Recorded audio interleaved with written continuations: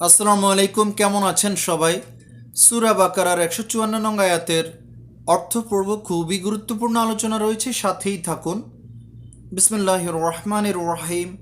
ওয়ালা তাকুলু লিমান ইউকতালু ফি সাবিলিল্লাহি আমওয়াতুন বাল আহইয়াউ ওয়ালাকিন লা তাশউরুন। অর্থ কি?